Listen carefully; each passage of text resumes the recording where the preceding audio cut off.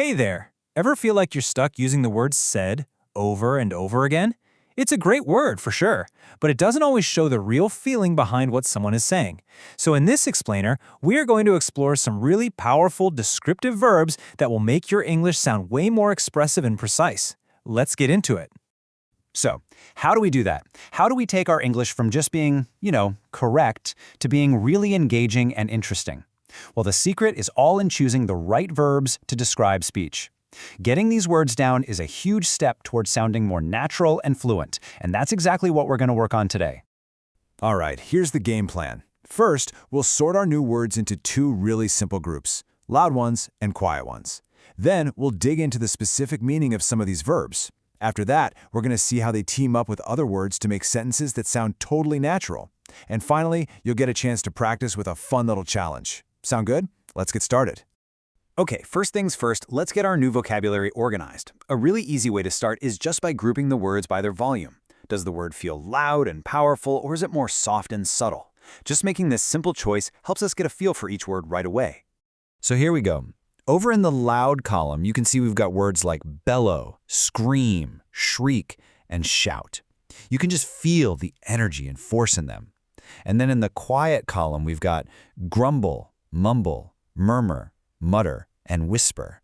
These are so much more subtle. You can really feel the difference, right? Just compare the power of shout with the quiet of whisper. Big difference. Now that we've got them sorted by volume, which is a great start, let's get a little more precise. I mean, it's not enough to just know a word is loud. We need to know what kind of loud it is. So let's match some of these verbs to their exact meanings. Let's start with shrieked. So this isn't just any old shout, it's a really high-pitched one. It's usually caused by some big emotion, like excitement, or terror, or surprise. You could say, the fans shrieked when the singer walked on stage, or maybe, she shrieked when she saw the huge spider. Now for a quiet one, mutter. This is when you speak quietly and it's not very clear, often because you're annoyed or you're just complaining to yourself.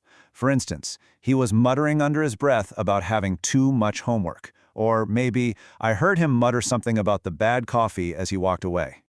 Grumble is another quiet one, but its special job is to complain.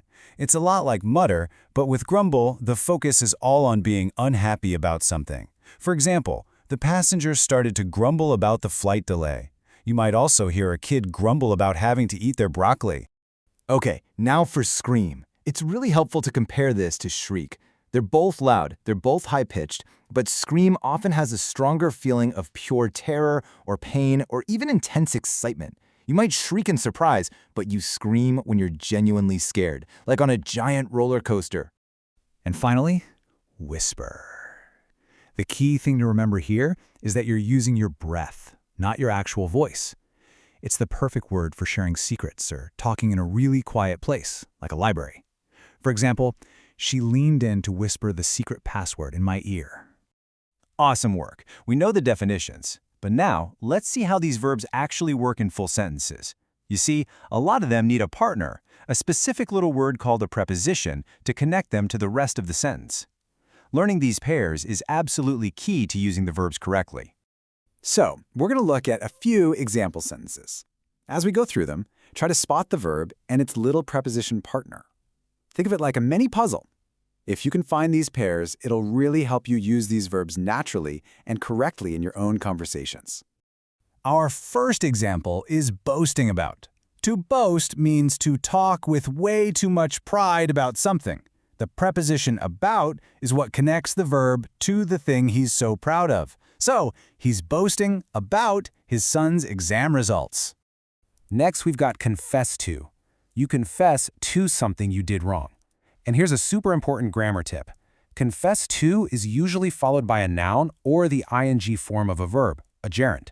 So notice, he confessed to breaking the computer, not to break. That's a key detail. Here the pair is insists on. When you insist on something, you're demanding it, and you are not taking no for an answer. And just like our last example, insist on is often followed by a noun or that ing form. For example, you could say, she insists on paying for her own ticket. Here's a really common one. Complains about. Just like boasting about, The preposition about connects the verb to the topic. What is she complaining about? She complains about the noise. Simple as that. Our next pair is objected to. Now this one's a bit more formal. You'd use it to express that you disagree with something or you're opposed to it. You object to a decision or a plan, or in this case, the way something was reported. This one shows us a slightly different structure. Begged someone for something. To beg is to ask for something really desperately. So the pattern is you beg a person for the thing you want. He begged her for another chance. Okay, you have seen the definitions, you've seen the common pairings, now it is time to put what you've learned to the test. Let's try a quick little challenge and practice what we've been talking about. Okay, take a look at this sentence. The verb is confessed, and an imposter is someone who's pretending to be someone else. So, what do you think an imposter would confess? Take a second and think of a line that could fill in that blank. How did you do? A great answer would be something like, I confess it was me all along. This fits perfectly, right? A confession is all about admitting the truth, especially about something you did wrong. And this line is just a classic way for an imposter to reveal their secret.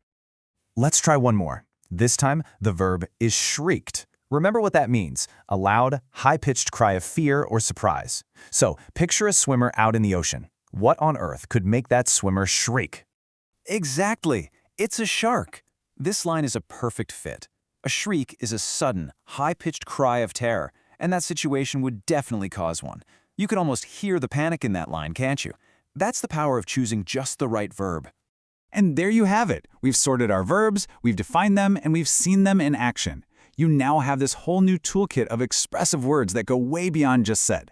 These verbs will help make your English so much more descriptive and vivid. So my challenge for you is this. Which of these new verbs will you try to use today? Putting them into practice is really the best way to make them your own. Thanks so much for watching.